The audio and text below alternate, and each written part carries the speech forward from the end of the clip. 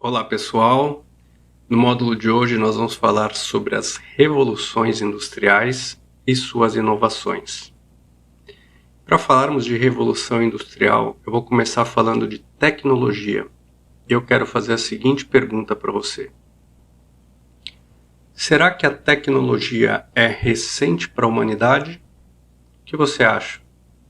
Já existia tecnologia antes dos computadores? Ou o computador é que nos trouxe a tecnologia? Eu trouxe para você a origem da palavra tecnologia. Tecnologia vem do grego e da união de duas palavras, técne, de técnica, e logos, de saber. A união dessas duas palavras nos dá o conceito de tecnologia, que nada mais é do que a aplicação da sabedoria humana, é muito bom frisar isso, através de ferramentas e processos para a solução de problemas. Então, já notamos que a tecnologia ela é dependente da inventividade humana e que a tecnologia nada mais é do que um meio da aplicação dessa sabedoria. Não importa, então, se essa ferramenta ela é digital, analógica, ela é física ou ela é virtual. A tecnologia pode ser empregada de muitas formas. Tá aí alguns exemplos dos nossos ancestrais e de ferramentas muito rudimentares que eram, sim, a aplicação do conhecimento daquela época para a solução de problemas que a sociedade vivia naquele momento, né? A própria criação do fogo, que fez com que muitas coisas fossem possíveis, né? O cozimento de alimentos, o aquecimento, né? Dos nossos ancestrais no próprio ambiente em que eles dormiam, afastar os predadores e ferramentas também rudimentares de caça, com a aplicação de coisas naturais, manufaturadas, né? Ou seja, feitas à mão e que viravam ferramentas muito úteis. Então você pode notar que a tecnologia ela não precisa ser complexa, ela não precisa ser eletrônica, ela pode ser feita de muitas maneiras. Como falamos em inventividade humana, e o nosso módulo de hoje vai falar também sobre inovação, afinal vamos falar sobre as revoluções industriais, eu vou trazer outro conceito aqui, não paramos para pensar, mas é importante porque eles são complementares. A diferença entre a invenção e a inovação. A invenção traz ao mundo algo inédito, disruptivo, que não se conhecia até então. Também fruto da inventividade da mente humana. A invenção tem como objetivo alargar a fronteira do conhecimento. E já a inovação não tem esse caráter do ineditismo. A inovação pode associar produtos que já estão no mercado há muito tempo, melhorando a funcionalidade desses produtos e criando um produto novo e inovador. A invenção ela se dá num âmbito mais científico e acadêmico. E por que isso é importante? Porque as pesquisas assim conhecidas de cunho científicas, elas são chamadas de pesquisas básicas, mas elas não são básicas porque elas são simples, elas são básicas porque elas são a prova de conceitos, ou seja, eu testo ali em laboratório com referenciais se aquilo que eu estou tentando conduzir como novo é possível. Mas eu não faço uma pesquisa necessariamente visando algo para ter lucro. A ideia de pesquisa científica é o conhecimento, ampliar o saber. Já a inovação, ela se dá mais num caráter, num ambiente empresarial e industrial. Tanto que nós temos setores das empresas e das indústrias chamados de P&DI, ou seja, pesquisa, desenvolvimento e inovação. Estes setores, eles pesquisam o consumidor, eles pesquisam o desejo do consumidor e criam produtos que agregam valor às suas funcionalidades, agregam valor à solução de problema do consumidor final.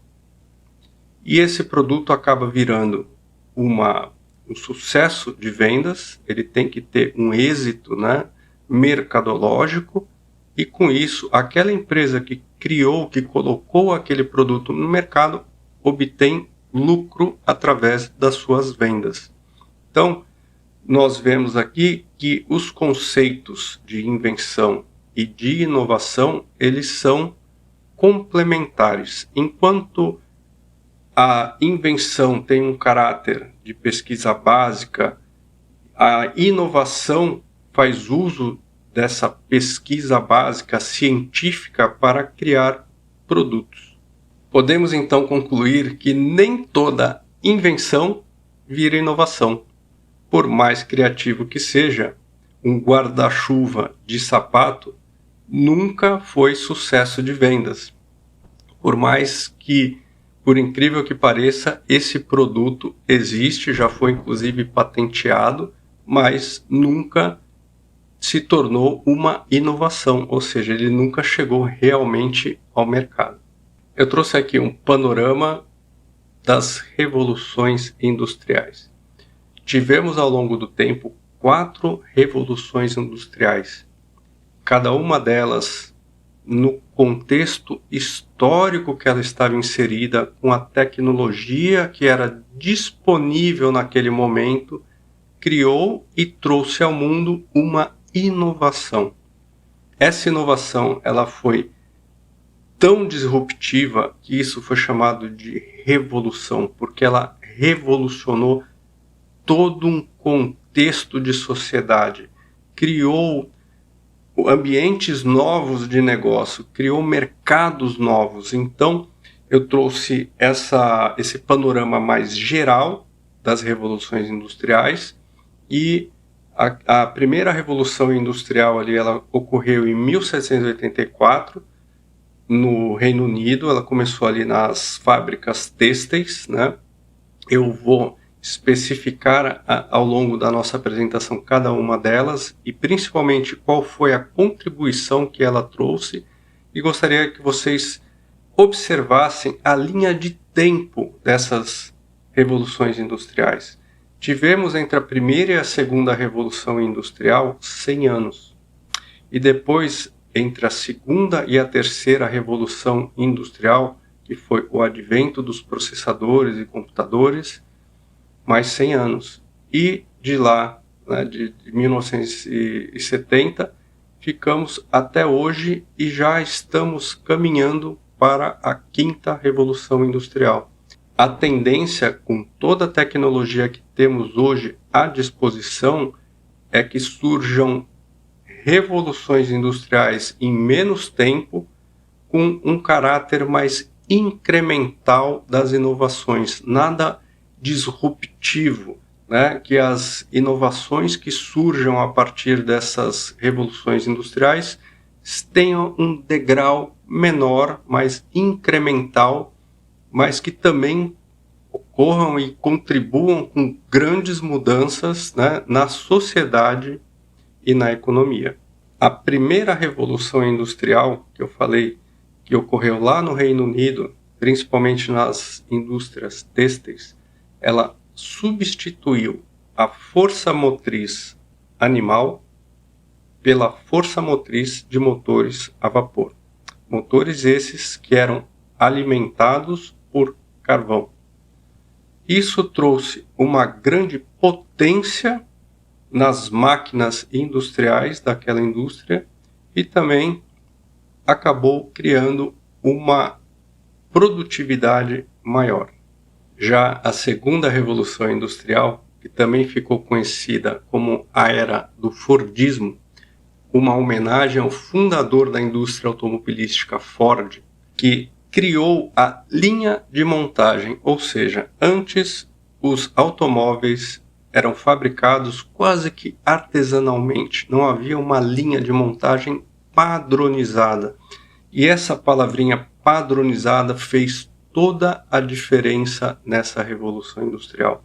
Pela primeira vez nós tínhamos um ambiente industrial realmente. Produtos feitos em massa. O que ocasionou essa padronização de processos, né? Essa padronização de processos acabou aumentando muito a escala e a produtividade, acabou contribuindo com a qualidade do produto, uma vez que os desperdícios eram menores, uma vez que cada trabalhador fazia uma função específica. Todo esse contexto junto acabou também diminuindo o custo do produto final. O automóvel naquela época era um artigo de luxo. As pessoas não tinham acesso a um automóvel como nós temos hoje. Somente famílias riquíssimas poderiam comprar um automóvel com o custo em que ele era oferecido. Depois dessa revolução industrial, Ford conseguiu popularizar o automóvel. Isso foi uma contribuição histórica para a sociedade. A terceira revolução industrial fez uso do poder da eletrônica e dos microprocessadores unidos aos equipamentos mecânicos. Então, esses equipamentos ficaram conhecidos como mecatrônicos e iniciou aí a automação industrial.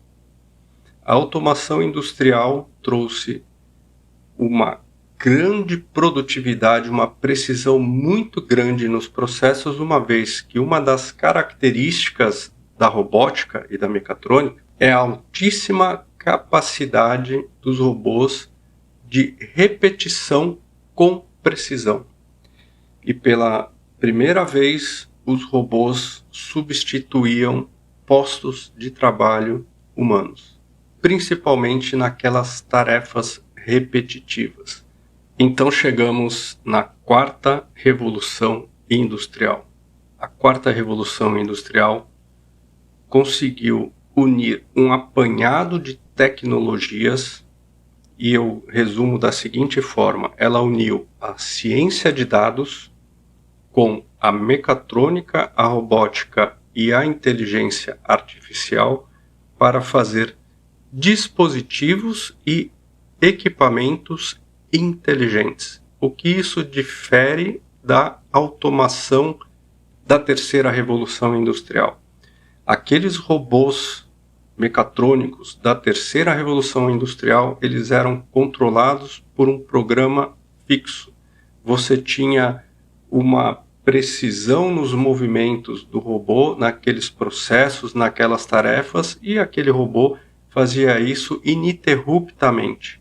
Ocorriam erros, o ser humano intervia nesse erro, corrigia e reiniciava o robô. Hoje, os equipamentos chamados equipamentos inteligentes, equipamentos e dispositivos que podem ser desde uma cafeteira até todo um complexo industrial autônomo, veículos autônomos, equipamentos e guindastes autônomos, eles fazem uso da ciência de dados através de sensores que leem o movimento, as grandezas físicas à sua volta, a percepção de movimento, de distância, de peso, de temperatura, fazem a leitura desses números e dessas informações, processam e aplicam imediatamente no posicionamento, no funcionamento daquele dispositivo. Então, a grande contribuição da Revolução Industrial é que esses dispositivos conversam entre si, têm, vamos chamar assim, de inteligência própria. Pela primeira vez, os robôs, os equipamentos mecatrônicos começaram a tomar decisões. E tomar decisões é algo que até hoje na história era exclusivo do homem. mas essas decisões não são de caráter assim filosóficos, né? Ou seja, os equipamentos conseguem perceber incorreções, prever erros e se autocorrigir, né? São pequenas decisões que eles podem tomar ali, inclusive em tempo real, para o prosseguimento daquele processo. Então, essa é a quarta revolução industrial que vivemos até hoje, como eu falei no início da nossa explicação. Essa quarta revolução industrial já está a caminho de uma quinta revolução industrial, mas num contexto geral, esses são os dispositivos e tecnologias que se uniram para trazer ao mundo o que nós chamamos de quarta revolução. Nós vimos as revoluções industriais e o que elas trouxeram ao mundo como inovação. Eu vou destacar aqui duas inovações que vieram das revoluções industriais, especificamente para o setor portuário. O que essas inovações trouxeram de contribuição para o setor portuário. Falamos que a máquina a vapor, ela foi importante para a indústria, e ali eu trago nessa figura um navio a vapor. Vamos lembrar que antes do navio a vapor, os navios tinham propulsão a vela. Essa não foi uma inovação propriamente do setor portuário, foi uma inovação do setor naval, mas isso contribuiu para que os portos se conectassem com muito mais rapidez e que fosse possível acessar portos numa distância muito maior. Porque quando os barcos não tinham a chamada autopropulsão, eles dependiam de ventos, correntezas, e as linhas marítimas eram previstas através desses fenômenos da natureza. Uma vez que eu tenho uma autopropulsão, eu posso basicamente ir para onde eu quiser. E isso foi uma grande contribuição que impulsionou bastante o setor portuário. Outra inovação no setor portuário, que é tida como uma das maiores invenções do século XX, foi o container. Eu trago aqui uma foto do criador do container, o americano Malcolm McLean. McLean era um transportador de algodão que tinha uma pequena frota de caminhões, e ele notou que se ele consolidasse as mercadorias que eram transportadas soltas em uma caixa metálica, isso representava não só mais segurança para a mercadoria, mas uma capacidade de automação do processo, uma produtividade muito maior. Uma das coisas que mais recentemente foi feita foi a padronização das medidas do container. E vocês podem imaginar como isso é importante, porque os guindastes, os caminhões, as travas, tudo isso é feito de uma maneira padronizada e única no mundo. O container, inclusive, é objeto de padronização da norma ISO. O container, então, como eu falei, é uma das inovações que mais impulsionaram o setor. Abordamos as revoluções industriais e as inovações que elas trouxeram ao mundo. Eu trago aqui para você um estudo da Comissão das Nações Unidas para o Desenvolvimento Econômico. Esse estudo foi publicado em 2013 e traça as gerações portuárias a partir das mudanças e inovações no setor. Até 1960 entende-se que foi a primeira geração de portos, os portos de primeira geração.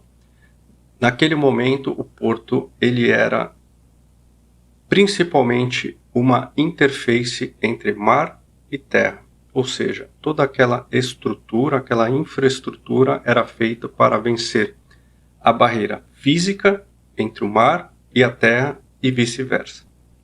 Os portos até então eram basicamente mecanizados, todos os equipamentos que contribuíam com a movimentação de cargas eram mecânicos. Nessa primeira geração, entende-se que o porto não era integrado, o sistema portuário que nós temos hoje, naquela primeira geração de portos, era um porto isolado que contribuía principalmente para o transporte com essa interface de mar e terra. Já na sua segunda geração, a partir de 1960, iniciou-se essa integração, não só do porto com comércio e indústria, mas a integração do porto-cidade, ou seja, daquelas cidades que abrigavam o porto.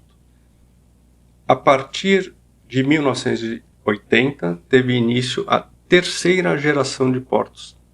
E essa terceira geração surgiu principalmente pela difusão da multimodalidade e da containerização. O que ocorreu nessa época? A difusão daquela que foi uma das maiores invenções do século, né? O container, passou a ser global, começou a chegar em quase todos os países e portos do mundo, e isso contribuiu para que os produtos pudessem ser difundidos globalmente. Ainda na terceira geração, tivemos o advento dessa sigla que está aí, chamada EDI ou EDI, que é o Exchange Data Information. O que é isso? É a troca eletrônica de informações. Então, armadores, operadores portuários, armazéns, trocavam eletronicamente informações.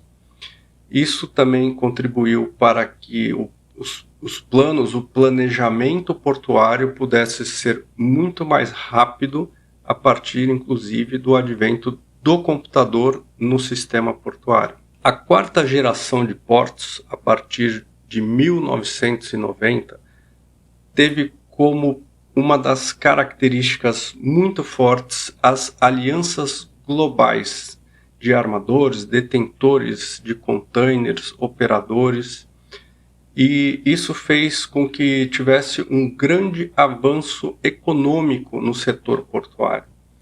A informatização com a modernização, com a tecnologia da informação que veio nos anos 90, com maior poder computacional, também contribuiu para a quarta geração de portos. A quinta geração de portos, que é uma geração que teve início ali nos anos 2010 até os dias de hoje, ela fez uso principalmente da automação, como nós vimos ali na terceira revolução industrial, os dispositivos automatizados, robóticos, mecatrônicos, né? Então temos aí guindastes, temos vários dispositivos que automatizam o processo. Outra característica dessa quinta geração de portos é uma mão de obra altamente especializada para lidar com esse novo mundo de automação, de tecnologia da informação. Os portos de quinta geração também são portos atentos à sustentabilidade. Essa é uma questão que surgiu mais recentemente, porque temos que atentar que o porto é uma intervenção da engenharia humana no meio ambiente, e não o contrário, ou seja, o porto se apropriou do meio ambiente, né? O meio ambiente já estava lá. Então, essa questão de sustentabilidade, de energias limpas, de modelos de negócio, modelos econômicos, de funcionamento do porto que sejam sustentáveis para a economia, para a sociedade, é importante e veio à tona na quinta geração de portos. E essa sustentabilidade também reflete no aumento da saúde e segurança no trabalho portuário. Essa é uma pauta importante nos dias de hoje, a qualidade do trabalho portuário e do trabalhador. A quinta geração de portos trouxe um conceito de smart ports, ou portos inteligentes. O que são esses portos inteligentes? São portos que entregam mais produtividade, mais segurança, mais sustentabilidade com menos recursos energéticos, né? Menos impacto ambiental, mais segurança para o trabalhador portuário. Esse é um conceito novo de Smart Ports. Esse conceito também vai se abranger e vai se estender para os chamados Green Ports, né, que são portos sustentáveis, todo um modelo de negócio sustentável. Então, os Smart Ports, como eu ilustro nessa figura, eles no seu extremo, né, eles têm portos hoje totalmente automatizados, os chamados Ghost Terminals, né, os portos que são autônomos, né, sem intervenção humana nenhuma, ou às vezes a operação humana é feita de forma remota, ou seja, não existe trabalhador ali no costado, no perímetro, né, naquela zona primária de porto, não existe o trabalho humano, existe, claro, intervenções de equipes de trabalhadores, tanto na manutenção preventiva ou manutenção preditiva, mas o trabalho portuário humano é feito remotamente. Esses chamados portos fantasmas existem muito poucos no mundo, e eu quero enfatizar aqui que o trabalho portuário humano nunca vai terminar. O que ocorre com a automação, com o advento dessas tecnologias, é que o trabalhador foi deslocado para outras posições de trabalho.